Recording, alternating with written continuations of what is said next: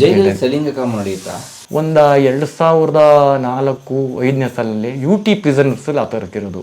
ಕನ್ಮಿಡ್ಸಲ್ಲಿ ಏನು ನಂಗೆ ಗೊತ್ತಿರಲಿಲ್ಲ ಏನದು ಕೇಸು ಅಂತ ನಾನು ಕೇಳಿ ಲಾಳ ಕಟ್ತಾ ಇರೋರಲ್ಲಿ ಅದೇ ಹೊಡಿತಾ ಇರೋದು ಹ್ಯಾಂಗ್ ಮಾಡ್ಕೊಂಡ್ಬಿಟ್ಟವ್ರೆ ಅನ್ನೋ ಸುದ್ದಿ ಬಂದ್ಬಿಟ್ಟು ಒಂದು 3-3:30 ದಟ್ಟವಾದಂಥ ಸೌಂಡು.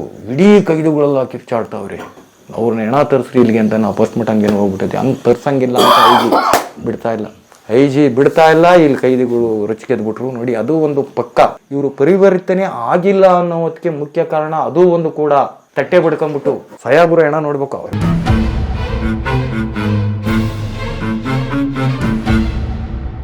ನಿಮ್ಮ ಬೆಡ್ ಹಿಂಗಿತ್ತಾ? ಇದಕ್ಕಿಂತ ಚೆನ್ನಾಗಿತ್ತು ಅಂತ ಹೇಳಿ ನಾನು. ಇದು ಚೆನ್ನಾಗಿಲ್ಲ ಅಂದ್ರೆ ಕಲ್ಲಿನ ಕಟ್ಟೆನಾ ಅಥವಾ ಅದೆಲ್ಲ ಹಳೆ ಕಾಲದ್ದು. ಇಲ್ಲಿ ತುಮಕೂರು ಜೈಲ್ನಾಗ ಇತ್ತು ಆ ಥರ ನೀವು ಹೇಳಿದ್ರಲ್ಲ ಅದು. ನಾನು ಅಂಬರೀಷ್ ಆಮೇಲೆ ಕಲ್ಲಿನ ಕಟ್ಟೆ ಅಲ್ಲ, ಇಲ್ಲ ಈ ತುಮಕೂರು ಜೈಲ್ನಾಗೂ ಇತ್ತು. ಇಲ್ಲಿ ಅದೇ ಗಾಂಧಿನಗರ ಯಾವ್ದು ಶೇಷಾದ್ರಿಪುರಂ ಅಲ್ಲೂ ಅದೇ ಸಿಸ್ಟಮ್. ಅವಾಗೆಲ್ಲ ವರ್ಲ್ಡ್ ಅಲ್ಲ ಅದೇ ತುಮಕೂರ್ನಾಗಿತ್ತು ಅದು. ಅವಾಗೆಲ್ಲ ವರ್ಲ್ಡ್ ಇಂಗ್ಲಿಷ್ ಬ್ರಿಟಿಷ್ ಕಾಲದಾಗ ಆಗಿರೋದು. ಪರಪ್ಪನಗರ ಎಂತ ಬೆಡ್ ಅಲ್ಲೇನು ಬೆಡ್ ಅವರು ಶಿಕ್ಷೆಗಳಾಗಿರ್ತವೆ. ಬೆಡ್ ಅಂತಂದ್ರೆ ಎಲ್ಲ ಕಾಟ್ಗಳು ವರ್ಷಕ್ಕೆ 8 ತಿಂಗಳಿಗೆ 2 ಬೆಡ್ಶೀಟ್ ಕೊಡ್ತಿರ್ತಾರೆ.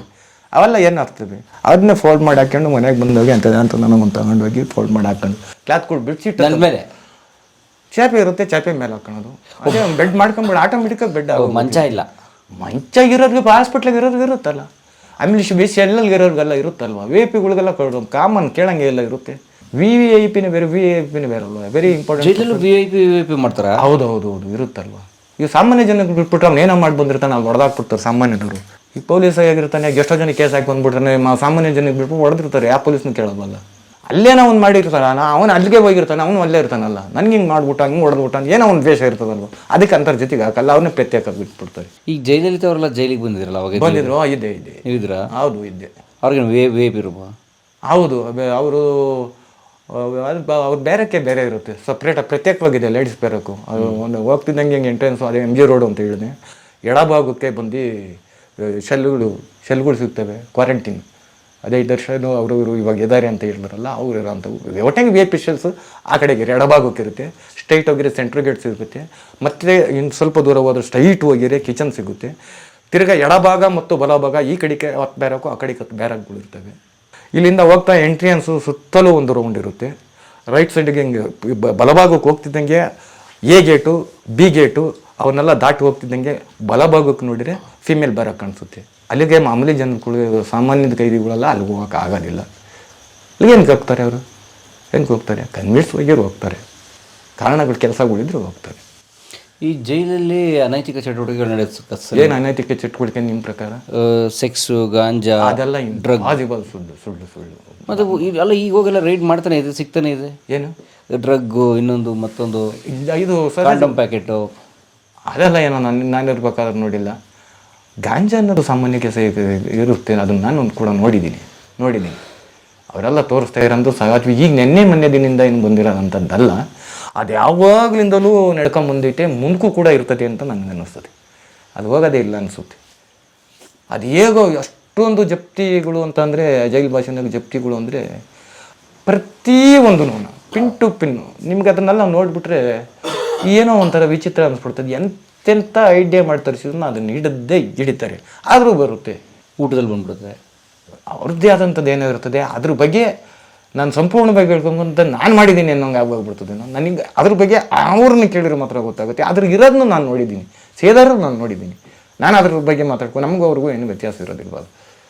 ಅದೇ ಅದು ಹೆಂಗೆ ತರಿಸ್ತಾನೆ ಅಂತ ಅವ್ರಿಗೆ ಗೊತ್ತು. ನಾನು ಕೇಳೋಕ್ಕೆ ಅಂತ ಪ್ರಯತ್ನ ಅದನ್ನೆಲ್ಲ ಏನು ಮಾಡೋಕ್ಕೆ ಹೋಗಿಲ್ಲ. ನನಗೆ ಅದು ಅಗತ್ಯ ಇಲ್ಲದ ಕೆಲಸ ಅಲ್ವ. ನನಗೆ ಯಾಕಬೇಕದು?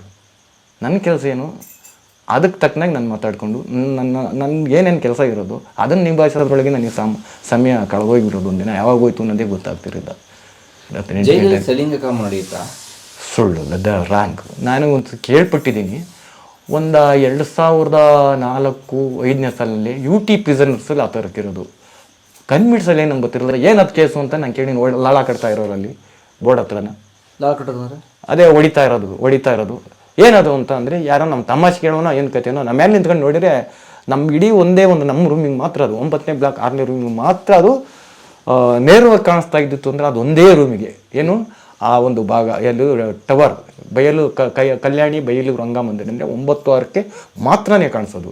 ಇನ್ನು ಆ ಕಡೆ ಸೈಡ್ಗೆ ಹೋಗಿರೆ ಕಾಣಿಸೋದಿಲ್ಲ ಅದು ಸ್ಟ್ರೈಟಾಗಿ. ಅದನ್ನು ನೇರವಾಗಿರೋ ಅಂಥದ್ದು ನಮ್ಮ ರೂಮ್ ಮುಂದೆ ಮೇಲೆ ನಿಂತ್ಕೊಂಡು ಅಲ್ಲೇ ನಡೀತದೆ ನೋಡ್ಬೋದು. ಹಾಗಾಗಿ ಅಲ್ಲೇ ನಡೀತದೆ ನಾವು ನೋಡಿವು ಅಂತ ಅವಕಾಶ ಇತ್ತು ನಮ್ಗೆ. ಏನು ನಡೀತಿತ್ತು? ಆ ಹೊಡಿಯಾರಲ್ಲ ಏನಕ್ಕೆ ಹೊಡೆದಾಗ ಅಂತ ಕೇಳಿದಾಗ ಜೈಲ್ ಸೂಪರಿಂಟೆಂಡೆಂಟ್ಸ್ ಪೊಲೀಸ್ನವ್ರುಗಳೆಲ್ಲ ಬೇಕಾದ್ರೆ ಅಲ್ಲಿ ಮಾಡಿರೋದು ಸಾಹೇಬ್ರುಗಳು ಬಂದಿರೋರಲ್ಲ, ಸುಮ್ಮನೆ ಹೊಡಿಯೋಕೆ ಹೋಗಲ್ಲ. ಹೊಡೆದಾಟ ಆಗಿರ್ತದೆ ಅಥವಾ ಗಾಂಜಾ ಸಿಗಾಕೊಂಡಿರ್ತದೆ, ಮತ್ತೊಂದೇನೋ ಆಗಿರುತ್ತೆ. ಈ ಥರದ ಪ್ರಕರಣಗಳು ಅಲ್ಲಿ ದಿನನಿತ್ಯ ಗಲಾಟೆ ಆದವು, ಈ ಥರದ್ದೆಲ್ಲ ನಡೆಯವು. ನೀವು ಕೇಳಿದಂಥ ಇದಕ್ಕೆ ಸಂಬಂಧಪಟ್ಟಂಗೆ ಅದೇನು ಅಂತ ಕೇಳಿದಾಗ ಬರೀ ಕೇಳ್ಪಟ್ಟಿದ್ದೀನಿ. ನನ್ನ ಅವಧಿನಲ್ಲಿ ಆ ಟೈಮ್ನಾಗೆ 2004ರಿಂದ 5, 6, 7, 10 ಆಚಗಡಿಕೆ ಇನ್ನು ತಿರುಗಿ ಇತ್ತೂ ಇಲ್ಲ. ಆಮೇಲೆ ನಾನು ಆ ಥರದ ಪ್ರಕರಣಗಳಿಗೆ ಬೇರೆಯವ್ರಿಗೆ ಹೊಡೆದಿತ್ತಾಗಲಿ ಆ ಥರದ್ದು ನಾನು ಕೇಳ್ಪಡಲಿಲ್ಲ. ಆ ಥರದ್ದು ರ್ಯಾಂಗ್ ಅಂತ ಅನಿಸುತ್ತೆ. ಹಿಂದೆ ನಡೆಯೋವಂತೆ ಅದೆಲ್ಲ ಹಿಂದೆ ಅದೆಲ್ಲ ಆ ಥರದ್ದೆಲ್ಲ ಇತ್ತಂತೆ. ನನಗೆ ಗೊತ್ತಿರೋ ಪ್ರಕಾರಕ್ಕೆ ಆ ಥರದ್ದೆಲ್ಲ ಏನಿರಲಿಲ್ಲ. ಲಾಳ ಕಟ್ಟೋದು ಅಂದರೆ ನೋಡಿ ಕಟ್ಟಕ್ಕೆ ಹೊಡೆಯೋದ ಒಬ್ಬ ಹಿಂಗೆ ಹಿಡ್ಕೊಂತ ನೀಡಿಸ್ತಾರೆ ನೋಡಿರೋದು. ನಾವೆಂದೂ ತಿಂದಿಲ್ಲ, ಅವ್ನು ಸುಮ್ಮನೆ ಹಿಂಗೆ ಟಚ್ಚು ಮಾಡಿಲ್ಲ ಯಾರು ನಮಗೆ. ಸುಮ್ಮನೆ ಹಿಂಗೆ ಟಚ್ಚು ಅದನ್ನು ಈ ಪೊಲೀಸ್ನವರಾಗಲಿ ಜೈಲ್ ಪೊಲೀಸ್ನವರೇ ಆಗಲಿ ಯಾರೂ ಮಾಡಿಲ್ಲ. ಆ ತಪ್ಪು ಮಾಡಿದವರಿಗೆ ಒಬ್ಬರು ಹಿಂಗೆ ತುಳ್ಕೊಂಡಿರ್ತಾರೆ ಆ ಥರದ ಆಗದಾಗೆ ಒಳ್ಳಾಡಿಬಿಟ್ಟು ಇನ್ನೆಲ್ಗನ ಏಟ್ ಬೀಳ್ತಾರೆ ಅನ್ನೋ ಒಂದೇ ಕಾರಣಕ್ಕೋಸ್ಕರ ತುಳ್ಕೊಳೋದು. ಇದೇನು ತುಳ್ಕೊಂತಿರಿಲ್ಲ. ಹಿಂಗೆ ಹೊಡೆಯಕ್ಕೆ ಹೋದಾಗ ಹಿಂಗೆ ತಪ್ಪಿಸ್ಕೊಳೋದು ಸಹಜ. ಅವಾಗ ಎಲ್ಗೋ ಹೊಡೆಯ ಏಟ್ಗೆ ಎಲ್ಗೋ ಬಿದ್ದುಬಿಡ್ತಲ್ಲ, ಆ ಕಾರಣಕ್ಕೋಸ್ಕರ ತುಳ್ಕೊಂತಾರೆ. ಇಲ್ಲಿಂದ ಕಾಲಿನ ಭಾಗಗಳಿಗೆ ಅಂಗಾಲುಗಳಿಗೆ ಇನ್ನೊಂದು ಕೋಲಿನಿಂದ ಹೊಡಿತಾರೆ. ಅದನ್ನೇ ಲಾಳ ಅನ್ನೋದು. ಈ ಎತ್ತು ಹೊಡಿತಾರಲ್ಲ ಲಾಳ, ಅದು ಅಂದ್ಕೊಂಬೇಡಿ, ಆ ಲಾಳನೇ ಬೇರೆ. ಅಲ್ಲಿನ ಭಾಷೆಯಲ್ಲಿ ಅದನ್ನ ಲಾಳ ಅಂತಾರೆ. ನಿಮ್ಮ ಒಂದ್ಸಲ ಶಿಕ್ಷೆ ಆಗ್ಬಿಟ್ರೆ ಊಟ ಸಫಿಷಿಯೆಂಟ್ ಕೊಡ್ತಾರೆ. ಊಟ ಸ್ಪೆಷಲಾಗಿ ಏನು ಕೊಡೋದೆ, ಮೊದಲು ಹಿಂದೆ ಹೋಲಿಸಿದಾಗ ಏನಂತ ಚೆನ್ನಾಗಿರಲಿಲ್ಲ. ಭತ್ತ ಕಾಲ ಕಳೆದ ನಂತರಗಳಿಗೆ ಚೆನ್ನಾಗಿರೋದೇ ಕೊಡ್ತಾರೆ, ಒಳ್ಳೆ ಅಕ್ಕಿನೇ ಕೊಡ್ತಾ ಇದ್ದಾರೆ. ಡೈಲಿ ಚೇಂಜ್ ಇರುತ್ತಾ? ಎಸ್, ಇವಾಗೆಲ್ಲ ವೆರೈಟಿ ದಿನ. ಇವತ್ತು ಯಾವ ವಾರ? ಶನಿವಾರ ಸಮೇತ ಚಿತ್ರಾನ್ನ ಇರುತ್ತೆ, ಪಲಾವ್ ಇರುತ್ತೆ. ದಿನ ವೆರೈಟಿನೇ. ಕ್ವಾಲಿಟಿ ತೀರಾ ಅತಿ ಅಂತ ಹೇಳ್ಕೊಳಕ್ಕಾಗೋದಿಲ್ಲ. 1-2 ಐಟಮ್ ಚಿತ್ರಾನ್ನ ಚೆನ್ನಾಗಿರುತ್ತೆ, ಪಲಾವು ಚೆನ್ನಾಗಿರುತ್ತೆ. ತೀರಾ ಕಳಪೆ ಏನು ಇರೋದಿಲ್ಲ, ಕನ್ಮಿಟ್ಸಲ್ಲಿ ಚೆನ್ನಾಗಿರುತ್ತೆ. ಆದರೆ ದಿನ ತಿನ್ನೋರಿಗೊಂಥರ ಅನ್ನಿಸ್ಬೋದು ಒಂದೇ ತಿನ್ನೋಕ್ಕೆ. ಹೈ ಕ್ವಾಂಟಿಟಿ ಇಲ್ದಿದ್ರೂ ತಿನ್ನೋಕ್ಕೇನು ಮೋಸ ಇಲ್ಲ. ಆ ಹಿಂದಕ್ಕೇನೋ ನಾವು ಹೋಗಿ ಯೋಚನೆ ಮಾಡಿ ಇಲ್ಲಿ ತುಮಕೂರ್ದು ಅಂತ ಹೇಳಿನಲ್ಲ, ಅಲ್ಲಿಗೂ ಅದಕ್ಕೂ ಯೋಚನೆ ಮಾಡಿಬಿಟ್ರೆ ಮೃಷ್ಟಾನ್ನ ಅಂತೇ ಹೇಳ್ಬೋದು. ಅದಕ್ಕೂ ಯೋಚನೆ ಮಾಡಿದಾಗ ಅದನ್ನು ಮೃಷ್ಟಾನ್ನ ಅಂತ ಹೇಳಿದ್ರೆ ಏನು ತಪ್ಪು ಆಗಲಾರ್ದು. ಬೆಂಗಳೂರು ಜೈಲು. ಹೌದು. ಈ ಜೈಲ್ಗೂ ಅದಕ್ಕೂ ಕಂಪೇರ್ ಮಾಡ ಖಂಡಿತ ಕೊಡ್ತಾರೆ. ಆದರೆ ನಾನ್ ವೆಜ್ಜಲ್ಲಿ ಮನೇಲಿ ಮಾಡೋ ಅಂಥ ಕ್ವಾಲಿಟಿಲಿ ಅರ್ಧನೂ ಇರೋದಿಲ್ಲ. ಅಲ್ಲಿ ಮಸಾಲೆನೆಲ್ಲ ಹಾಕಲ್ಲ, ಅಲ್ಲಿ ವಿಶೇಷವಾದಂಥ ಮಸಾಲೆ ಹಾಕೋದು. ಸೂಪ್ ಟೈಪ್ ಇರುತ್ತದೆ ಅಷ್ಟೇ, ಅದು ಆ ಥರಕ್ಕೆ ಇರುತ್ತೆ. ಇನ್ನು ಮಾಡ್ಕೊಳ್ಳೋಂಥವ್ರು ಪ್ರತ್ಯೇಕವಾಗಿ ಮಾಡ್ಕೊಬೇಕಷ್ಟೇ. ಮಾಡ್ಕೊತಾರೆ. ಹಿಂದಕ್ಕೆ ಹೋಲಿಸ್ಕೊಂಡಾಗ 2003, 4, 5, 6 ಈ ಥರ ಹೋಲಿಸ್ಕೊಂಡಾಗ ಸ್ವಲ್ಪ ಏನಂತ ಹೇಳ್ಕೊಳ್ಳೋಂಥ ಊಟ ಗೊತ್ತಿರಲಿಲ್ಲ. ದಿನಗಳದಂತೆ ಅಲ್ಲೇ ಒಂದು ನಮ್ಮ ಸರದವರೆಲ್ಲ ಗುಟ್ಟಿಗೆ ಕೇಳೋಂಥ ಕೆಲಸಗಳು ಶುರುವಾದವು. ಹೇಳಿ ನೀಟಾಗಿರೋ ಅಕ್ಕಿ ಕೊಡ್ರಿ, ಏನೇನು ಕಸರೆಗಳನ್ನೆಲ್ಲ ಕೊಡ್ರಿ ಅಂತ. ಅದಕ್ಕೆಲ್ಲ ಅಲ್ಲಿನ ಅಧಿಕಾರಿಗಳು ಸಮ್ಮತಿಸಿ ಒಳ್ಳೆ ಅಕ್ಕಿನೇ ಕೊಡ್ತಿದ್ದಾರೆ. ಸರ್ಕಾರದಿಂದ ಏನು ಇಂಡಿಯನ್ ಟಿಗನ್ ಕೊಡ್ತಾರೆ ಅದನ್ನು ಅನುಸರಿಸಿ ಒಳ್ಳೆ ಅಕ್ಕಿನ, ಉತ್ತಮವಾದ ಅಕ್ಕಿನ ಕೊಟ್ಟು ಮಾಡ್ತಿದ್ದಾರೆ. ಅಥವಾ ಮಾಡೋದು ಕ್ವಾಂಟಿಟಿ ಕಡಿಮೆ ಇರ್ಬೋದು ವಿನಃ ಒಳ್ಳೆ ಅಕ್ಕಿನೇ ಕೊಡ್ತಿದ್ದಾರೆ. ಲಂಚ ಹೊಡಿತಾರಂತೆ ಇವರು. ನಿಮಗೆ ಕೊಡ್ಬೇಕಾದ್ರೆ ಅಕ್ಕಿ, ಬೇಳೆ, ಮಾಂಸ, ತರಕಾರಿ, ಹಾಲು ಇದೆಲ್ಲ ಲಂಚ ಹೊಡಿತಾರಂತೆ ಜೈಲ್ ಅಧಿಕಾರಿಗಳು, ಸ್ಟಾಫು. ಲಂಚ ಅಂದರೆ ಕೆಲವರು ನನಗೆ ಗೊತ್ತಿರೋ ಪ್ರಕಾರಕ್ಕೆ ಕೆಲವರು ತಿಂದಿರ ಅಂತಿದ್ದಾರೆ. ಎಲ್ಲರೂ ತಿಂತಾರೆ ಅನ್ನೋದನ್ನ ಹೇಳಕ್ಕೆ ಬರಲ್ಲ. ನಾನು ಅವಾಗಲೇ ಹೇಳ್ದಂಗೆ ಒಳ್ಳೆಯರು ಕೆಟ್ಟರು ಎಲ್ಲರೂ ಇರ್ತಾರೆ, ಅದು ನಿಜ ಕೂಡ ಆಗಿರುತ್ತೆ. ಒಳ್ಳೆಯವರು ಇರ್ತಾರೆ. ಇವಾಗ BS ಅಬ್ಬಾಯಿ ಅಂತ ಹೇಳಿದ್ನಲ್ವ, ಅತ್ಯುನ್ನತ ಮಟ್ಟದ ಅಧಿಕಾರಿ, ಅವರು ನೇಣಾಕಿ ಅನ್ಸತ್ತು ಹೋಗ್ಬಿಟ್ರು. ಕೇಳಿದ್ದೀರಾ ನೀವು? ಯಾರು? Jail officer. ಅಂತ ಆಫೀಸರ್ ನೇಣಾಕಿ ಅನ್ಸತ್ತೆ. ಅದನ್ನೇ ಯಾಕೆ ಅಂತ ಕೇಳ್ತಾ ಇದ್ದೀನಿ. 26 ಕೋಟಿ ಹಗರಣ ಇವ್ರ ಮೇಲೆ ಬರೋ ಅಂಥ ಒಂದು ಸಂದರ್ಭ ಕ್ರಿಯೇಟ್ ಆಗುತ್ತೆ. 26 ಕೋಟಿ ಹಗರಣ ಅಂಥದ್ದು ಇವ್ರ ಮೇಲೆ ಬರೋ ಅಂಥದ್ದು. ಎಷ್ಟನೇ SP-ಗಳನ್ನೆಲ್ಲ ಸೈನ್ ಹಾಕ್ಕೊಂಡು ಹೋಗಿದ್ದಾರೆ. ಅದಕ್ಕೆ ಸಂಬಂಧಪಟ್ಟಂಥ ಅಧಿಕಾರಿಗಳು ಕೆಲವರು ಒಂದೊಂದು ಸೆಕ್ಷನ್, ಒಂದೊಂದು ವಿಭಾಗಗಳನ್ನಾಗಿ ವಿಂಗಡಣೆ ಮಾಡಿರ್ತಾರೆ. ಅವ್ರವ್ರು ಯಾರು ತಿಂಗಳು ಬಿಡ್ತಾರೆ. ಒಬ್ಬ ಅಧಿಕಾರಿಗೆ 6 ತಿಂಗಳು ಕಿಚನ್, 6 ತಿಂಗಳು ಗಾರ್ಡನ್, ಹೀಗೆ 6 ತಿಂಗಳು ಆಫೀಸ್ನೊಳಗೆ ವಿಧವಾದಂಥವು ಇರ್ತವೆ. ಇಂಟರ್ವ್ಯೂ ಮಾಡೋರೆ ಒಂದು 6 ತಿಂಗಳು, ಕ್ಯಾಂಟೀನ್ ವಿಭಾಗನೇ ಒಂದು 6 ತಿಂಗಳು. ಈ ಥರ ಹಂತವಾಗಿ ಎಲ್ಲರಿಗೂ ಇರ್ತದೆ. ಎಲ್ಲರೂ ರೊಟೇಟ್ ಆಗ್ತಾ ಇರ್ತದೆ. ಕೆಲವರು ಚೇಂಜ್ ಹೋಗ್ತಿರ್ತಾರೆ, ಬೇರೆಯವ್ರು ಬರ್ತಿರ್ತಾರೆ. ಒಂದು ವೃತ್ತಿ 6 ತಿಂಗಳು ಅವ್ರಿಗೆ, ಈ ಥರ ಇರುತ್ತೆ. ಹಾಗಾಗಿ ಇವರು ಒಂದು ನಂಬಿಕೆ ಆಧಾರದ ಮೇಲೆ ಸೈನ್ ಹಾಕಿದ್ರೆ ಅಂತ ಅಲ್ಲಿ ಕೇಳ್ಪಟ್ಟಿತ್ತು. ನಾನು ಅಲ್ಲಿನ ಬಲ್ಲ ಮೂಲಗಳ ಪ್ರಕಾರ ಕೇಳ್ಪಟ್ಟಿತ್ತು. ಅಲ್ಲಿ ನಾನು ಅಲ್ಲೇ ಇದ್ದು ಕೇಳ್ಪಟ್ಟಿರೋದು, ಎಲ್ಲೋ ಇಲ್ಲಿದ್ದು ಅಲ್ಲಿ ಯಾರೋ ಹೇಳಿರು ಕೇಳೋದಲ್ಲ, ಅಲ್ಲೇ ಇದ್ದು ಅಲ್ಲೇ ಕೇಳ್ಪಟ್ಟಿದ್ದು. ನಮಗೆ ನೇರ ಏಕಾಏಕಿ ಹಿಂಗೆ ಮಾಡೋದು ಅಂತ ಹಿಂಗೆ ಕುಂತ್ಕೊಂಡು ನಾನು ನೋಡಿದೆ ಅಂತ ನಾನು ಹೇಳ್ತಾ ಇಲ್ಲ. ಒಬ್ಬಲ್ಲು ಬಕಾಸ್ ಅಂತನೇನೋ ಇದ್ದ, ಅವನ್ನ ಯಾವುದೋ ಒಂದು ಪ್ರಕರಣಕ್ಕೆ ಸಂಬಂಧಕ್ಕೆ ಅವನ್ನ ಎದುರಾಕೊಂಡು ಅವನು ತುಂಬ ಗಂಭೀರವಾದಂಥ ಪ್ರಕರಣದವನು, ಬಲಿಷ್ಠ ಕೂಡ. ಬಲಿಷ್ಠ ಅಂದರೆ ದೇಹದ ಬಲಿಷ್ಠ ಅಲ್ಲ, ಆ ಥರ ಬಲಿಷ್ಠವಾದಂಥ ವ್ಯಕ್ತಿ ಅಂದರೆ ಸರ್ಕಾರದ ಮಟ್ಟದಲ್ಲಿ ಇರ್ಬೋದು, ಆ ಥರದ್ದು ಸರ್ಕಾರದ ಮಟ್ಟದಲ್ಲಿ ಅಂತ ಹೇಳೋಕ್ಕಾಗೋದಿಲ್ಲ. ಅವನು ಹೊರಗಡೆ ಅವನ ಕೃತ್ಯಗಳು ಮಾಡಿರೋ ಅಂಥದ್ರ ಬಗ್ಗೆ ಅವನು ಆ ಥರದ ಕೇಸ್ ನಾನು ಅವ್ರನ್ನೇ ಕವಚಂದಂಗೆ ಅವ್ನಿಗೆ ಲೀಗಲ್ ಆಗಿ ಹೇಳಿವ್ನಿ ಅಂತಂದರೆ ಅವ್ನು ಎಂತನು ಅಂತ ನೀವು ತಿಳ್ಕೊಳ್ಳಿ. ನಿಮಗೆ ಹಿಂಗೆ ಕೇಸ್ ಮಾಡ್ತಿದ್ದೀನಿ ಅಂತ ವಾರೆಂಟ್ ಬರೋಂಗೆ ಮಾಡಿಬಿಟ್ಟಿದ್ರು ಈ ಒಂದು ಪ್ರಕರಣಕ್ಕೆ ಸಂಬಂಧಪಟ್ಟಂತೆ. ಇವರು ಉನ್ನತ ಮಟ್ಟದ ಅಧಿಕಾರಿ ಆಗಿರೋದ್ರಿಂದ ವಾರೆಂಟು ಜಾರಿಯಾಗಿ ಹೋಗ್ಬಿಡ್ತು ಅಂತ ಕೇಳ್ಬಿಟ್ಟಿದ್ದು ನಾನು. ಯಾರಿಗೆ? BS ಅಬ್ಬಾಯಿಯನ್ನವ್ರಿಗೆ ವಾರೆಂಟ್ ತಪ್ಪಾಗೋಗ್ಬಿಡ್ತು. ಕಾರಣ ಯಾರು ಮಾಡಿರೋದು ಏನು ಕತೆನೋ ಅಂದರೆ, ಉದಾಹರಣೆಗೆ ಈಗ 100 ಕೋಟಿ ವೆಚ್ಚ ಆಗ್ತಾ ಇದೆ. ಇಡೀ ಕಾರಾಗೃಹ ಜೈಲಲ್ಲಿ 107 ಏನೋ ಇರ್ತದೆ, ಒಂದು 7 ಏನೋ ಸೆಂಟ್ರಲ್ ಜೈಲ್ಗಳು ಇರ್ತವೆ. ಹಾಗಾಗಿ ಇಷ್ಟೆಲ್ಲ ದುಡ್ಡು ಖರ್ಚು ಮಾಡಿರು. ಅಲ್ಲೊಂದು ಕ್ಯಾಂಟೀನ್ ಇತ್ತು ಅಂತ ಹೇಳಿ ನಾನು ಆಗುವಾಗಲೇ ಅಲ್ಲೆಲ್ಲ 26 ಐಟಮ್ಗಳಿಗೆ ಮಾತ್ರ ಮರಬೇಕಾದಂತು. ಅಲ್ಲಿ ಯಾರೋ ಒಬ್ಬ ಅರ್ಜಿ ಬರೆದು ಹಾಕಿರ್ತಾನೆ, ಅದು ಇಂಥವೆಲ್ಲ ಮಾರ್ತಾನೆ ಅಂತ. ಅಲ್ಲಿ ಉನ್ನತ ಮಾಡ್ತೀವಿ. ಸಾಂಗ್ಲಿಯಾನ ಸಿನಿಮಾದಲ್ಲಿ ನಾವು ಮಾತ್ರ ನೋಡಿರ್ತೀವಿ. ಒರಿಜಿನಲ್ ಅಧಿಕಾರಿನೂ ನಮ್ಗೆ ಐಜಿ ಆಗಿದ್ರು. ಸಿನಿಮಾದಲ್ಲಿ ಸಾಂಗ್ಲಿಯಾನ್ ಅಂತ ಶಂಕರ್ ನಾಗ್ ಅವ್ರದ್ದು ಒಂದು ಪಿಕ್ಚರ್ ಬಂದಿದ್ರು. ಒರಿಜಿನಲ್ ಆಗಿರೋಂಥ ಸಾಂಗ್ಲಿಯನ್ನು ನಾನು ನೋಡಿದ್ದೀನಿ. ಅವರು ಒರಿಜಿನಾಲಿಟಿನ ST ರಮೇಶ್ ಅನ್ನೋರು ಇರಿದ್ರು. ಈ ಸಾಂಗ್ಲಿಯಾನ ಸಿನಿಮಾದಲ್ಲಿ ಕೆಲವು ಸಂಭಾಷಣೆಗೆ ಉಪಯೋಗಿಸ್ಕೊಂಡಿರೋಂಥ ಪದ, ಅದನ್ನು ಸತ್ಯವಾದಂಥ ಅಧಿಕಾರಿನೂ ನಾನು ನೋಡಿದ್ದೀನಿ. ಅವರು ಶಂಕರ್ ನಾಗ್ ಅವರು ಸಾಂಗ್ಲಿಯಾನ ಪಾತ್ರ ಮಾಡಿದಾಗ ನನ್ನ ಹತ್ರ ಇರೋದು 4 ಜೊತೆ ಬಟ್ಟೆ, ಒಂದು ಸೂಟ್ ಕೇಸು. ಕರ್ನಾಟಕದ ಯಾವ ಮೂಲೆಗೆ ಟ್ರಾನ್ಸ್ಫರ್ ಮಾಡೋರು ನಾನು ಖುಷಿಯಾಗಿ ಹೋಗ್ತೀನಿ ಅಂತ ಹೇಳಿ ಅದು ಸಿನಿಮಾಕ್ಕಷ್ಟೇ ಸೀಮಿತ. ST ರಮೇಶ್ ಅನ್ನೋರ ಪಾಲಿಗೆ ಅದು ಸತ್ಯ. ಸತ್ಯ. ಅವ್ರದ್ದು ಒಂದು ಸೂಟ್ ಕೇಸು ಹೇಳಿದೆ ಬಟ್ಟೆ, ಅಷ್ಟು ಬಿಟ್ಟರೆ ಏನಿರಲಿಲ್ಲ. ಅದನ್ನ ಅಷ್ಟೇ ಹಾಕಂತಿದ್ದು. ಅವ್ರ ಹೆಂಡ್ತಿನೂ ಪಾಪ ಒಳ್ಳೆ ಒಂದು ಸೂಟ್ ಕೇಸು ಅವ್ರು ಅಲ್ಟೇ ಹೋಗ್ಬಿಟ್ರು ಅಂದರೆ ಎಣಗಕ್ಕಾಗಲ್ಲ ಅಂತ ಅಷ್ಟು ಸ್ಟ್ರಿಕ್ಟ್ ಆಫೀಸರ್ ಅವರು. ಅಂಥ ST ರಮೇಶ್ ಅಂದರೆ ನಾನು ಕಂಡಂಥ ತಿರ್ಗಾ ಇನ್ನೊಂದು ಅಂಥವ್ರನ್ನ ಅಧಿಕಾರಿ ನಾನು ನೋಡಿಲ್ಲ. ಹಾಗಾಗಿ ಅಂಥವ್ರು ಅವ್ರನ್ನ ತನಿಖೆ ಮಾಡಿದ್ದಿತ್ತು.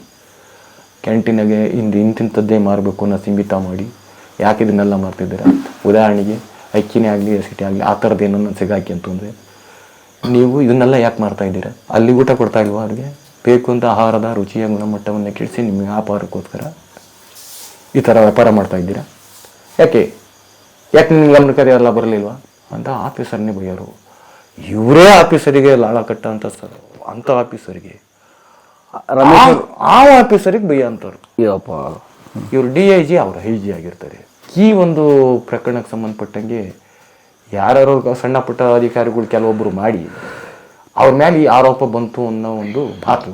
ಹಾಗಾಗಿ ಅವರು ವಾರೆಂಟ್ ಬರ್ತತೆ ರೆಡಿ ಆಗಿರುವಂಥ ಫೋನ್ ಮಾಡಿ ಹೇಳ್ದ ಒಬ್ಬ ವ್ಯಕ್ತಿ, ಅದು ನಿಜ ಕೂಡ ಆಗಿತ್ತಂತೆ.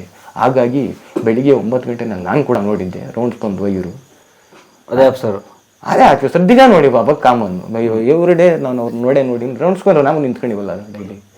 ಏನೋ 9 ಗಂಟೆ ನಾವು ರೌಂಡ್ಸ್ ನಿಂತ್ಕೊಂಡು ಅವ್ರು ಬರ್ಬೇಕಾದ್ರೆ ಹೋಗೋರು. ಹಂಗಾಗಿ ಅವತ್ತು 3 ಗಂಟೆ ರೌಂಡ್ಸ್ಗೆ ಬರಲಿಲ್ಲ. ಹ್ಯಾಂಗ್ ಮಾಡ್ಕೊಂಬಿಟ್ಟವ್ರೆ ಅನ್ನೋ ಸುದ್ದಿ ಬಂದ್ಬಿಡ್ತು. ಒಂದು 3ರಿಂದ 3:30 ಕ್ವಾರ್ಟರ್ಸಲ್ಲಿ ದಟ್ಟವಾದಂಥ ಸೌಂಡು. ಇಡೀ ಕೈದುಗಳೆಲ್ಲ ಕಿರ್ಚಾಡ್ತಾವ್ರಿ. ಅವ್ರನ್ನ ಹೆಣ ತರಿಸ್ರಿ ಇಲ್ಲಿಗೆ ಅಂತ ನಾವು ಫಸ್ಟ್ ಮಟ್ಟ ಹಂಗೇನು ಹೋಗ್ಬಿಟ್ಟೈತಿ. ಹಂಗೆ ತರ್ಸಂಗಿಲ್ಲ ಅಂತ IG ಬಿಡ್ತಾ ಇಲ್ಲ. ಇಲ್ಲಿ ಕೈದಿಗಳು ರೊಚ್ಚಿಗೆದ್ಬಿಟ್ರು ನೋಡಿ. ಅದು ಒಂದು ಪಕ್ಕ. ಇವರು ಪರಿವರ್ತನೆ ಆಗಿಲ್ಲ ಅನ್ನೋದಕ್ಕೆ ಮುಖ್ಯ ಕಾರಣ ಅದು ಒಂದು ಕೂಡ. ಯಾವ್ದೇಳಿ ತಟ್ಟೆ ಬಿಡ್ಕೊಂಡ್ಬಿಟ್ಟು ಸಾಯಾಬರು ಹೆಣ ನೋಡ್ಬೇಕು, ಅವ್ರಿಗಿನ್ನ ಅಭಿಮಾನಕ್ಕೋ ಅಥವಾ ಗೌರವಕ್ಕೋ ತರಿಸೋಂದ್ರು ತರಿಸಿ ಅವ್ರನ್ನ ನನ್ನ ಒಳಗಡಿಕೆ ನೋಡ್ಬೇಕು ಅಂದ್ರೆ ಹಂಗೆ ಒಳಕ್ಕೆ ತರ್ಸಂಗೆಲ್ಲ ಕಾನೂನು ಉಲ್ಲಂಘನೆ ಆಗುತ್ತೆ. ಎಲ್ಲಿಂದಲ್ಲ ಇವ್ರ ಅಧಿಕಾರಿ ಹೆಣನ ತರ್ಸೋದು ಹಂಗೆ ತರ್ಸಕ್ಕೆ ಬಿಡಲ್ಲ ಅಂತಾನೆ ಇವ್ರು ತಟ್ಟೆ ಬಿಡ್ಕೊಂಡು ಅವ್ರ ಮೇಲೆ ಇರೋಂಥ ಅಭಿಮಾನದ ಉದ್ದೇಶದಿಂದ ಎಲ್ಲ ಬಡ್ಗ ಶುರು ಮಾಡ್ಬಿಟ್ರು. ನೈಟ್ ಎಲ್ಲ ತಟ್ಟೆ ಸೌಂಡು ಓ ಅಂತ ಗಲಾಟೆ. 1000 ಜನ, 100 1000 ಜನ. ಇವರು ಪರಿವರ್ತನೆ ಆಗಿಲ್ಲ ಅನ್ನೋ ಲೆಕ್ಕಾಚಾರಕ್ಕೆ ಬರ್ಬಿಟ್ರು ಯಾರು ಈ ಸಾಹೇಬರು. ಈ ಥರಕ್ಕೆಲ್ಲ ತಟ್ಟೆ ಬಿಡ್ಕೊಂಡು ಕೂಗಿ ಆಡ್ಕೊಂಡು ಮಾಡ್ಕೊಂಡು ಏನಕ್ಕೋಸ್ಕರ ಮಾಡಿದ್ರು? ಇನ್ನು ಪರಿವರ್ತನೆ ಆಗಿದ್ರೆ ಯಾಕೆ ಅನ್ನೋ ಒಂದು ಲೆಕ್ಕಾಚಾರಕ್ಕೆ ಅವಾಗ ಆ ಥರಕ್ಕೂ ಅದು ಒಂದು ಮೂಲ ಕಾರಣನೇ ಅಂತ ಅನಿಸುತ್ತೆ ಬಿಡುಗಡೆಗೆ ತಡೆಯಾಗೋದಕ್ಕೆ. ಹೌದೌದೌದು. ಅವತ್ತು ನೀವು ಸ್ವಲ್ಪ ತಾಳ್ಮೆಯಿಂದ ಇದ್ದಿದ್ರೆ, ಸಮಾಧಾನದಿಂದ ಇದ್ದಿದ್ರೆ, ನಿಮ್ಮ ಹೆಂಡತಿಗೆ ಕರೆಕ್ಟಾಗಿ ರೆಸ್ಪಾನ್ಸಿವ್ ಆಗಿದ್ದಿದ್ರೆ ಇಷ್ಟು ಸಮಸ್ಯೆಗೆ ಸಿಗಾಕೋತಿರಲಿಲ್ಲ. ಖಂಡಿತ ಇಲ್ಲ. ಆವತ್ತಿನ ದುಡುಕು ಸ್ವಭಾವ, ಸರಿ ತಪ್ಪುಗಳನ್ನ ಗುರುತಿಸುವಂಥ ವಯಸ್ಸು ನನ್ನದಲ್ಲ. ಸಾಂಸಾರಿಕ ಜವಾಬ್ದಾರಿಗಳು ಇರಲಿಲ್ಲ. ಅದೆಲ್ಲ ಆಯಾ ಸಮಯಕ್ಕೆ ತಕ್ಕನಾಗೆ ಅದು ಬರೋ, ಪ್ರಕೃತಿಗೆ ಅನುಸಾರವಾಗೇ ಬರೋ ಅಂಥದ್ದು. ಯಾವಾಗ ಮೊಗ್ಗಾಗಬೇಕು, ಹೂವಾಗಬೇಕು, ಫಲ ಆಗಬೇಕು, ಹಾಗಾಗಿ ಯಾವ ಏಜ್ನಲ್ಲಿ ಏನೇನಾಗಬೇಕೋ ಅದೇ ಆಗೋದು. ಅನ್ನಿಸ್ತಾ ಜೈಲಲ್ಲಿ ತಪ್ಪು ಮಾಡಿದೆ ಅಂತ? ಖಂಡಿತವಾಗ್ಲೂ ಅನ್ನಿಸ್ತು. ಇಷ್ಟೇ ವರ್ಷ 14 ವರ್ಷ ಹೊಡಿಬೇಕು ಅಂತ ಏನಿಲ್ಲ. ತಪ್ಪು ಮಾಡಿದ್ದನ್ನು ನಂದು ತಪ್ಪು, ನಾನು ಮಾಡಿರೋ ತಪ್ಪು ಅಂತ ಅಂತಂದ್ರೆ ಒಂದು ಪರಿವರ್ತನೆ ಆದಂತ ತಪ್ಪು ಮಾಡ್ದಲೇ ಇರೋಂಥ ವ್ಯಕ್ತಿ ದೇವರಾಗ ನಿಂತ್ಕೊಂಡ್ಬಿಡ್ತಾನೆ. ತಪ್ಪು ಮಾಡೋದು ಅದು ತಿದ್ದಿ ನಡ್ಕೊಳ್ತಾನಲ್ಲ, ಅದು ಸಹಜವಾಗಿ ಅದು ಮನುಷ್ಯತ್ವ ಅನ್ನಿಸ್ತದೆ. ತಪ್ಪನ್ನ ತಪ್ಪು ಅಂತ ಒಪ್ಕೊಳ್ಳೋ ಅಂತ ಸಹನೆ ಇರಬೇಕು. ನಿಮ್ಮ ವೈಫ್ ನೆನಪಾಗ್ತದಲ್ಲ ಜೈಲಲ್ಲಿ? ಖಂಡಿತ ಹಾಗಾದ್ರೆ ಅದೆಲ್ಲ ಸಹಜವಾಗಿ ಆಗಂತ. ಬಟ್ ನೀವು ತಪ್ಪು ಮಾಡಿದ್ದೀರಿ. ತಪ್ಪು ಮಾಡಿದೆ ಅಂತಂದರೆ, ತಪ್ಪು ಮಾಡಿದ್ದೀನಿ ಅಂದರೆ ಯಾವ ರೀತಿಯಾದಂಥ ತಪ್ಪು ಮಾಡಿದ್ದೀನಿ ಅಂದರೆ, ದುರಾಂಕಾರದಿಂದ ಮಾತಾಡೋಂಥ, ಏನು ಪ್ರಶ್ನೆ ಮಾಡೋ ಅಂಥದ್ದಿರಲಿಲ್ಲ. ಅವ್ರನ್ನ ಹೇಗೆ ನಿಭಾಯಿಸಬೇಕು ಅನ್ನೋದು ಗೊತ್ತಾಗ್ತಿರಲ್ಲ ಅಷ್ಟೇ. ಅಷ್ಟು ಬಿಟ್ಟರೆ ಕೆಲವೊಂದು ಸಂದರ್ಭಗಳು ಸಹಜವಾಗಿ ಹೊಡೆದಿರೋದು ಉಂಟು. ಹೊಡೆದಿರೋದು ಅಂದರೆ ಅವ್ರು ಸಾಯಿಸ್ಬೇಕು ಅನ್ನೋ ಉದ್ದೇಶದಿಂದ ಅಲ್ಲ. ಅದೆಲ್ಲರೂ ಮಾಡಿರ್ತಾರೆ. ನನ್ನ ಕೇಸ್ ಈ ಥರ ಆಗಿರೋದ್ರಿಂದ ನಾವು ಹೊಡೆದಿದ್ದೀನಿ ಅಂತ ಬೇರೆ ಅಂತೀಯ ಅನ್ಬೋದು. ಇಲ್ಲಿ ಚೆನ್ನಾಗಿರೋರು ಹೊಡೆದಿರ್ತಾರಲ್ಲ, ಅವ್ರು ಸತ್ತಿರಲ್ಲ ಅಷ್ಟೇನ. ಸಹಜವಾಗಿ ಅನಿವಾರ್ಯ ಕಾರಣಗಳಿಂದ ಎಲ್ಲರೂ ಅವ್ರವ್ರ ಹೆಂಡ್ತಿದ್ದರಿಗೆ ಯಾವುದೋ ಒಂದು ಟೈಮ್ನಾಗ ಹೊಡೆದಿರ್ತಾರೆ. ಆದರೆ ನೀವು ನಿಮ್ಮ ಹಳೆ ಗೆಳತಿನ, ನಿಮ್ಮ ಹಳೆ ಪ್ರೇಯಸಿನ ಮದುವೆ ಆದಮೇಲೂ ಮೇಂಟೈನ್ ಮಾಡಿರೋದು ಸರಿ, ಇದು ತಪ್ಪಲ್ವಾ? 100ಕ್ಕೆ 1000% ನಾನು ಮಾಡಿರಲಿಲ್ಲ. ಅದನ್ನು ಯಾರು ಹೇಳ್ತಾ ಇದ್ದಾರೆ ಮಾಡಿದ್ರು ಅಂತ ಮಾತಾಡಿಸ್ತಿರಲಿಲ್ಲ. ನನಗೆ ಇರಲಿಲ್ಲ, ಅದು ಆ ಥರದ್ದು ಇರಲಿಲ್ಲ. ನಾನು ಮೊದಲು ಅವ್ರನ್ನ ಮಾತಾಡಿಸ್ತಿತ್ತು ಅಷ್ಟೇ ನಿಜ, ಆಮೇಲೆ ಏನಿರಲಿಲ್ಲ. ಮಾತು ಕೂಡ ಆಡಿಸ್ತಿರಲಿಲ್ಲ ನಾನು. ಅವ್ರಿಗೆ ಮದುವೆ ಆಯ್ತಾ? ಆಗೈತೆ. ಈಗ ಎಷ್ಟು ಏಜಿಂದ? 51 ಕಂಪ್ಲೀಟ್ ಆಗಿದೆ. ಮೊನ್ನೆ 21/5/75 ನನ್ನ ಡೇಟ್ ಆಫ್ ಬರ್ತ್. 51 ಕಂಪ್ಲೀಟ್ ಆಗಿ ಇದು ಇನ್ನೂ 6ನೇ ತಿಂಗಳ, 5ನೇ ತಿಂಗಳ, 9 ದಿನ ಆಗೈತೆ. 6ನೇ ತಿಂಗಳು 52ನೇದಕ್ಕೆ ಮುನ್ನುಗ್ತಾ ಇದ್ದೀನಿ. 52ನೇದಕ್ಕೆ ಏಜ್ಗೆ. ನಿಮ್ಮ ಮನೇಲಿ ಬದುಕಿದ್ರೆ 32ನೇ ವರ್ಷದ ಮದುವೆ ಆ್ಯನಿವರ್ಸರಿ ಮುಂದಿನ ತಿಂಗಳಿಗೆ. ಹೌದು. ಅದೆಲ್ಲ ನಮ್ಗೆ ಕನಸಾಗೋಯ್ತು. ಏನೋ ಒಂದು ಸಾಧನೆ ಮಾಡಿರೋ ಬರ್ಡೇ ಅದು ಇದು ಅವೆಲ್ಲ ನಮ್ಗೆ ನೆನಪಿಸ್ಕೊಳಕ್ಕಿವಲ್ಲ. ಮೊನ್ನೆ 21/5 ನಾನು ಹುಟ್ಟಿದ್ದೀನ ಅಂತ ಗೊತ್ತಿತ್ತು ನನಗೆ. ನಾನು ಅದನ್ನು ಯಾರಿಗೂ ಏನು ತೋರಿಸ್ಕೊಬೇಕಾಗಿರಲಿಲ್ಲ. ನಮ್ಮ ತಾಯಿಯರಿದ್ದರು, ಇಲ್ಲಿದ್ದರು, ಸ್ನಾನ ಮಾಡ್ಕೊಂಡೆ ಸೀದಾ ಅವ್ರಿಗೊಂದು ಕಾಲಿಗೆ ನಮಸ್ಕಾರ ಮಾಡ್ಕೊಂಡೆ ಅಷ್ಟೇ. ಅವ್ರಿಗೂ ಯಾಕೆ ಇವತ್ತು ದಿನ ಏನು ಬೀಳೋಕ್ಕೆ ಹೋಗಲ್ಲ, ಅದನ್ನು ಸುಳ್ಳು ಹೇಳೋದಿಲ್ಲ ನಾನು. ಅದನ್ನೇನು ಸುಳ್ಳು ಹೇಳೋಕ್ಕೆ ಹೋಗಲ್ಲ, ದಿನ ಏನು ಬೀಳೋಕ್ಕೆ ಹೋಗಲ್ಲ. ಕೆಲವೊಂದು ಸಂದರ್ಭಗಳು ರೇಗೋದು ಉಂಟಿರುತ್ತೆ. ಯಾಕಂದರೆ ಇವಾಗ ಅವ್ರ ಮಗ ಆಗಿರ್ತಾರೆ, ಕೆಲವೊಂದು ಇವಾಗ ಆ ಒಂದು ಇದರ ತಿದ್ಕೊಳ್ಳಿ ಅಂತ ನಂಗೆ ಕೆಲವೊಂದು ಸತಿ ರೇಗ್ಲು ಬೇಕಾಗುತ್ತೆ. ತಾಯಿನದು ಗೊತ್ತಿದ್ದು. ಆದರೂ ಕೂಡ ತಾಯಿ ಇವ್ರ ಸಮಾನನೇ ಅಂತ ಹೇಳ್ಬಿಟ್ಟು ಫಸ್ಟ್ ಇಲ್ಲೇ ಖಾಲಿ ಬಿದ್ದು ಮೊನ್ನೆ ಅದೇ 21ನೇ ತಾರೀಕು ನನಗೆ ಗೊತ್ತಿತ್ತು ನನ್ನ ಹುಟ್ಟುಹಬ್ಬ ಅಂತ. ಅದನ್ನು ನಾನು ಬೇರೆ ಏನು ಪಡಿಸ್ಕೋಬೇಕು ಅನ್ನೋದು ನನ್ನ ಉದ್ದೇಶನೂ ಆಗಿರಲಿಲ್ಲ. ಅದನ್ನು ಸೆಲೆಬ್ರೇಟ್ ಮಾಡ್ಕೊಬೇಕು ಅನ್ನೋದು ಗೊತ್ತಿರೋದು. ಇಲ್ಲಿ ಮುಗಿದು ದೇವಸ್ಥಾನಕ್ಕೆ ಹೋದೆ. ಫಸ್ಟ್ ಇಲ್ಲಿ ಮುಗಿದೆ, ಆಮೇಲೆ ಆಂಜನೇಯನ ದೇವಸ್ಥಾನಕ್ಕೆ ಹೋಗಿ ಅಲ್ಲಿ ಒಂದು 5 ರೂಪಾಯಿ ಕರ್ಪೂರ ಹಚ್ಬಿಟ್ಟು ಬಂದೆ. ಅದೇ ಹುಟ್ಟುಹಬ್ಬ ಆಗೋಯ್ತು. ಅದೇ ಹುಟ್ಟುಹಬ್ಬ. ಯಾವ ಬಿಯರು ಹೊಡಿಲಿಲ್ಲ, ಯಾವ ಕೇಕೋ ಕಟ್ ಮಾಡಲಿಲ್ಲ, ಏನಿಲ್ಲ. ಏನು ಆ ಥರಕ್ಕೆ ಆಚರಣೆ ಮಾಡೋಕ್ಕೆ ಏನು ಸಾಧನೆ ಮಾಡಿದ್ದೀವಿ ಅಂತ ಹೇಳ್ಬಿಟ್ಟು ಎಲ್ಲ ಮಾಡ್ತಿರ್ತಾರೆ, ನೋಡ್ತಾ ಇರ್ತೀನಿ. ಇಲ್ಲೇ ನಾನು ಅಲ್ಲಿ ರೋಡ್ಗಳಿಗೆ ಒಂದು ದಿನ ತರ್ತಾರೆ ಹುಡುಗರುಗಳು, ಇಲ್ಲೇ ನೋಡ್ತಿರ್ತೀನಿ. ಅಲ್ಲೊಂದು ಟೇಬಲ್ ಇರ್ತಾರೆ, ಅದೇನೋ ಆರಿಸ್ಬಿಡ್ತಾರೆ ಸರ್ ಅಂತಾನು. ಪಟಾಕಿಗಳು ಹೊಡಿತಾರೆ, ಹಾರ ಹಾಕ್ಯಂತಾರೆ, ಇದು ಫೋನಲ್ಲಿ ತಂದು ಫೇಸ್ಬುಕ್ ಹಾಕ್ತಾರೆ. ಅದೆಲ್ಲ ಮಾಡ್ಬೋದು. ನಾನೇನೋ ಒಂದು ಸಾಧನೆ ಮಾಡಿ ಆ ಥರಕ್ಕೆ ಮಾಡಬೇಕು ಅನ್ನೋದು ನನ್ನ ಆಸೆ. ಏನು ಮಾಡಿದ್ದೀನಿ ಅಂತ ಮಾಡೋಣ, ಇದು ಒಂದು ಸಾಧನೆನ. ಈಗ 50 ವರ್ಷ ಆಯಿತು, ಏನು ಮಾಡ್ಬೇಕು ಅಂತಿದ್ದೀರಿ ಮುಂದಿನ ಜೀವನದಲ್ಲಿ? ಮುಂದಿನ ಜೀವನದಲ್ಲಿ ಇರೋ ಜಮೀನು ನನಗೇನನ್ನ ಬಿಟ್ಕೊಂಡು ಕೊಟ್ಟರೆ ಹೆಂಗೆ ಕೊಡ್ತಾರೆ? ಅವ್ರು ನಿಮ್ಮ ಜೈಲಿಂದ ಬಿಡ್ಸೋಕ್ಕೆ ಕಾಸು ಖರ್ಚು ಮಾಡಿಲ್ವಾ? ನಂದು ಬಾರಿ ಇಲ್ಲ, ಅವ್ರ ಭಾಗಗಳನ್ನ ಮಾರಿರೋದು. ನೀವು ಅದನ್ನು ಸರಿಯಾಗಿ ಅರ್ಥ ಮಾಡ್ಕೊಳ್ಳಿ. ಅಲ್ಲ ಓಕೆ, ನೀವು ಮಾಡಿ ನನ್ನ ಭಾಗ ಟೆಕ್ನಿಕಲಿ ಕರೆಕ್ಟ್ ಇರ್ಬೋದು, ಟೆಕ್ನಿಕಲಿ ಕರೆಕ್ಟ್ ಇರ್ಬೋದು ನೀವು. ಅಲ್ಲ, ಅವ್ರ ಭಾಗ. ಇವಾಗ ನಮ್ಮ 3 ಜನನು ಭಾಗ ಆಗಿದ್ವಿ, ವಿಭಾಗಗಳಾಗಿದ್ವಿ. ನಾನು ಒಳಗಿದ್ದಾಗ ಆ ಜಮೀನನ್ನ ಮಾರಿದ್ದಾರೆ. ಅದು ನಮಗೆ ನನ್ನ ಭಾಗ ನನಗೆ ಬಿಡಿಸ್ಕೊಂಡು ಕೊಡ್ಬೋದಲ್ಲ ಸರ್ಕಾರ ಮನ್ಸು ಮಾಡಿರಿ, ಸಂಬಂಧಪಟ್ಟ ಅಧಿಕಾರಿಗಳು. ನೀವು ಸೈನ್ ಹಾಕಿಲ್ಲ ಅಂದ್ರೆ ಟೆಕ್ನಿಕಲಿ ಕರೆಕ್ಟ್, ನಿಮ್ಗೆ ಬರಬೇಕು, ಕೋರ್ಟಿಗೆ ಬರಬಹುದು ಯಾವುದೋ ಒಂದು ಕಾಲಕ್ಕೆ. ಓಕೆ. ಆದರೆ ಅವತ್ತು ಕಷ್ಟಕ್ಕೆ ದುಡ್ಡು ಕೊಟ್ರಲ್ಲ, ಕೊಟ್ಟಿರೋದು ಸತ್ಯ. ಅವರ ಭಾಗ ಎಷ್ಟು ಕೊಟ್ಟಿದ್ದಾರೆ ಅಂತ ಕೇಳ್ಕೊಂಡ್ರೆ ಅವ್ರ ಭಾಗಕ್ಕೆ ಇವಾಗ 15 ಎಕರೆಯಲ್ಲಿ ಅರ್ಧ ಅವ್ರದ್ದು ಇಬ್ಬರದು ಅಂತ ಒಂದು 5 ಎಕರೆ 10 ಎಕರೆ 10 ಎಕರೆಗೆ ಇವ್ರು ಕೊಟ್ಟಿರೋ ದುಡ್ಡೆಷ್ಟು ಇದೆಲ್ಲ ಕೋರ್ಟಲ್ಲಿ ಇದಕ್ಕೆ ಇದು ಜೈಲಿದ್ದಾಗ ಇದೆಲ್ಲ ಕೇಸ್ ಹಾಕಲ್ವಾ? ಹಾಕ್ಬೋದು ಅಲ್ಲಿಂದ ಕಳಿಸಿ. ಅವತ್ತಿನ ಸುಮ್ಮನಿದ್ದು ಇವಾಗ ಹೊರಗೆ ಬಂದ ಮೇಲೆ ಇದಕ್ಕೆ ಅಲ್ಲಿಂದ ಕಳಿಸಿದ್ದೀನಿ ಹಾಕಿದ್ದೀನಿ. ಅಲ್ಲಿನ ಸೀಲು ಸೈನ್ ಹಾಕಿಸ್ಬಿಟ್ಟು ಅಧಿಕಾರಿಗಳಿಂದ AC ಕೋರ್ಟ್ಗೆ ಬಂದಿತ್ತು ಹಾಕಿದ್ದೀನಿ ಕೇಸ್ನ. ನಾವು ಅಲ್ಲಿಗೆ ಕಾಲಕ್ಕೆ ಅಲ್ಲಿಗೆ ಹೋಗೋಕ್ಕಾಗಲ್ವಲ್ಲ, ಅವರೇ ಟೈಮ್ಗಳಿಗೆಲ್ಲ ಹೋಗೋಕ್ಕಾಗಲ್ವಲ್ಲ. ಹಾಗಾಗಿ ಈಗೇನು ಬೇಸಿಕ್ಲಿ ನೀವು ನಿಮ್ಮ ಹಳೆ ಭೂಮಿ ಬಿಡಿಸ್ಕೊಂಡು ಕೃಷಿ ಮಾಡಬೇಕು ಅಂತ, ಅದಾದರೂ ಸರಿ ಬದುಕಕ್ಕೆ ಏನಾದರೂ ಮಾಡಿ ಒಟ್ಟಿನಾಗಿ ಲೀಗಲ್ ಆಗಿರೋ ಅಂಥದ್ದು ಏನಾದರೂ ಸರಿ. ಆ ಕೃಷಿ ಮಾಡೋಕ್ಕೂ ಯಾಕಂದ್ರೆ ಅದ್ರ ಬಗ್ಗೆ ಎಲ್ಲ ಸಾಕಷ್ಟು ಅನುಭವ ಇದೆ. ವಿಧಿ ಇಲ್ಲ ಅಂದರೆ ಒಂದು ಮೈಯಲ್ಲಿ ಶಕ್ತಿ ಇದೆಯಾ? ಮಾಡ್ಬೋದಲ್ವಾ, ಏನು ನಮ್ಮ ಕೈಲಿ ಆಗೋದಿಲ್ಲ ಅಂದರೆ ಆಗಲ್ಲ ಅಷ್ಟೇನು. ಅದು ಮೈಂಡ್ ಗೇಮ್. ಆಗುತ್ತೆ ಅಂದರೆ ಆಗುತ್ತೆ, ನಮ್ಮ ಕೈಲಿ ಎಷ್ಟು ಸಾಮರ್ಥ್ಯ ಐತಿ ಅನ್ನೋದು ಗೊತ್ತಾಗುತ್ತೆ. ಅದು ಮನಸ್ಸಿನ ದೌರ್ಬಲ್ಯ, ಅದು ನನ್ನ ಕೈಲಿ ಆಗಲ್ಲ ಅನ್ನೋದು ಮನಸ್ಸಿನ ದೌರ್ಬಲ್ಯ, ದೊಡ್ಡ ಕಾಯಿಲೆ ಅದು. ನನ್ನ ಕೈಲಿ ಆಗುತ್ತೆ ಅಂತ ಅಂದರೆ ಆಗುತ್ತದು. ನಮ್ಗೆ ಅಂದರೆ ಲಿಮಿಟ್ಸ್ ಮೀರಿ ಯೋಚನೆ ಮಾಡಬಾರ್ದು. ನಾನು ಆಕಾಶಕ್ಕೆ ಆರ್ತೀನಿ ಅನ್ನೋದನ್ನೆಲ್ಲ ಯೋಚನೆ ಮಾಡಬಾರ್ದು. ಅದಕ್ಕೆ ಸಂಬಂಧ ಎಲ್ಲಿ ಏನು ಮಾಡಿದ್ರೆ ಆರ್ಬೋದು ಅನ್ನೋದನ್ನ ಯೋಚನೆ ಮಾಡ್ಬೇಕು. ಆರ್ಬೋದು ಅದಕ್ಕೂ. ಈಗೇನು ಆಟೋ ಓಡಿಸ್ತಾ ಇದ್ದೀರಾ? ಹೌದು, ಈಗ ಆಟೋ ನಮ್ಮ ಪ್ರೆಸೆಂಟ್ ಏನು ಓಡಿಸ್ತಾ ಇಲ್ಲ ಬಂದು. ಅದೇ ಇಲ್ಲ ಅಂತ ಆಟೋ ಮಾರ್ಬಿಟ್ಟಿದ್ದೀನಿ.